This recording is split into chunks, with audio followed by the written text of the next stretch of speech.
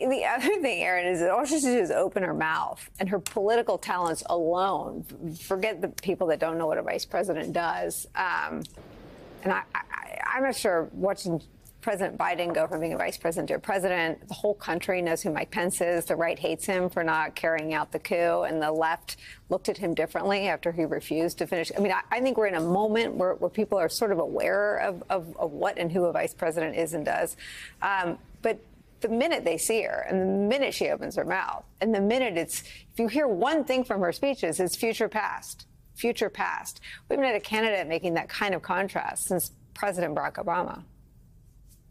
Yeah, and I mean, you're seeing Vice President Kamala Harris already starting to define herself. And how is she doing that? She's defining herself as somebody who is ready to make the case against a second Trump presidency, casting him as a criminal and a threat to our democracy. She's owning her own story. That is happening, as Republicans are resorting to, that kind of familiar playbook that John mentioned, where, and especially for former President Trump, who, attacks women by calling them dishonest, questioning their intelligence, commenting on their looks. In some of our latest reporting for the 19th, we're already talking about the racist and misogynist disinformation that's already targeting Harris, and we're just a few days into her campaign, right? Like, it's a train that's never late.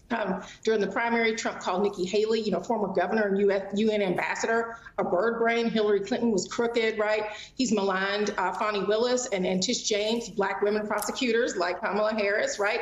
Has tried to paint them as corrupt or incompetent and accusing them of being the racists. These are not new attacks, and these attacks, when Republicans make them, whether it's former President Trump or people on right-wing media, or Republican politicians, like, it always says more about them than it does about the people that they are talking about. And while it may be a dog whistle to some number of Republican voters that this has worked on over the years, maybe in previous races, it is also a signal. I mean, how many women, how many people of color have heard DEI or have heard, suggestions that maybe they didn't earn, the job that they got, or they shouldn't be the place that they're in. That kind of language also galvanizes them. So I'm sure that Republicans like Kevin McCarthy and Adam Kinzinger are trying to discourage Republicans from using that kind of language, because what it does is it actually energizes folks for whom that kind of language sounds familiar, to get out and vote to reject that kind of language, to reject those kinds of politics.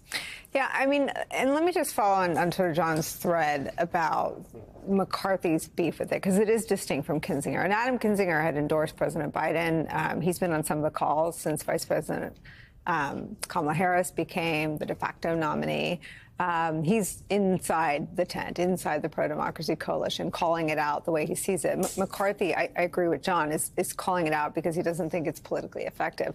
Here's a Republican attack on Vice President Kamala Harris. This was sent out by the Republicans. This is the Vice President talking about breaking barriers.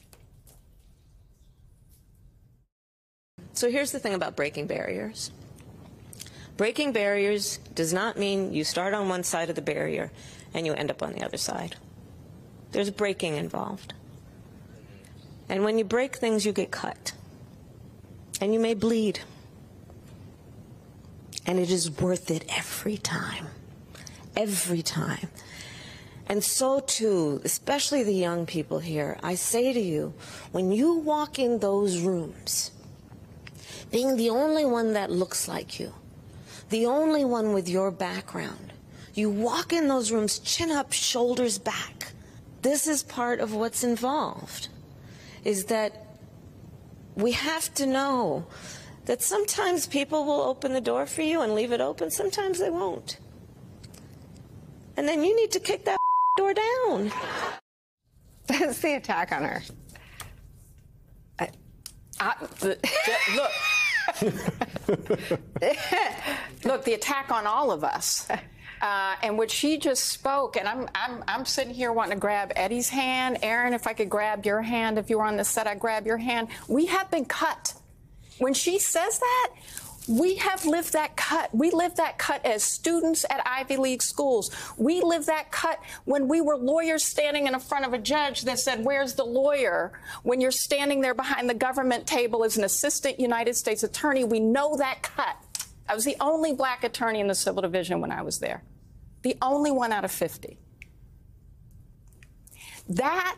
What she said mapped to what you just heard from Aaron, and the 19th has been doing excellent coverage on this. They have been telling us, and I say they because I am talking about a certain group of people, who are victimized by fairness, who are victimized by competition from the competent, and who are upset because they have for so long gotten to be mediocre and rise. So what are and they those of afraid us who have had to be better than mediocre to get cut are so many. And when we saw what happened, look, they just attacked Kamala Harris for being in a black sorority. So I wore my Delta Sigma Theta colors. Joy Reid might wear hers later. The Divine Nine has 4 million black votes. When you saw that $81 million in 24 hours, that was over 44,000 black women, many of them Divine Nine. The brothers got together the next night. I'm just telling you, when Aaron said galvanize, exactly right, because John's point as a point about average voters is true.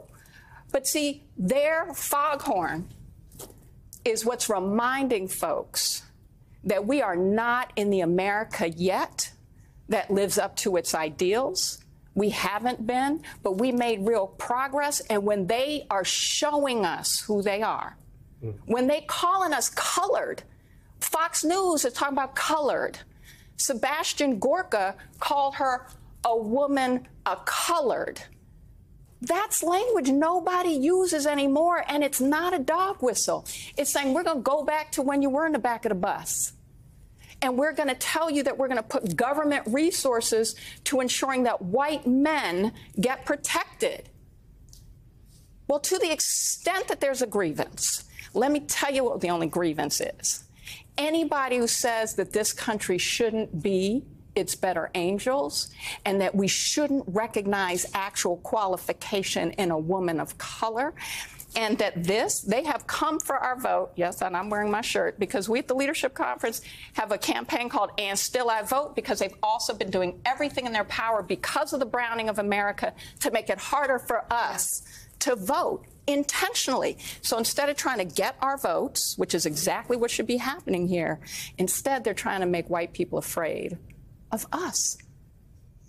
That is what we fought a civil rights war over and had the second Reconstruction over. And this is what's at stake now. And when she says we won't go back, she's saying, keep on cutting, because we coming. Eddie? I mean, it's difficult to follow what Maya just laid out. It's difficult to follow Maya. Like, right. It's opposite is there, right? It's true. You know, I was thinking historically about the critique of her laughter. You know, in the early 1900s, they used to have laughing barrels, where we get the phrase, the barrel of laughter from. The laughing barrels were these barrels set in Jim Crow South because there was a sense in which black folks' laughter would interrupt public space. And so Ralph Ellison wrote an essay in 1985 called The Extravagance of Laughter, which is about a joke about a laughing barrel. When you had to laugh, black people had to stick their heads in the barrel, right? The context, the lineage, right? The fact that my dad couldn't go to Princeton and I teach at Princeton. The fact that late Justice Scalia said any black kid who gets into Princeton, they're being set up to fail. Even when we work hard and we get into these spaces, it's not because of merit. So I agree with John talking about trying to disqualify her, but the context of this political move, which is so continuous across modern American politics, the context in this moment is precisely MAGA Trumpism and what motivates it. And when we're honest about it, then we understand the significance and depth of the moral choice we face.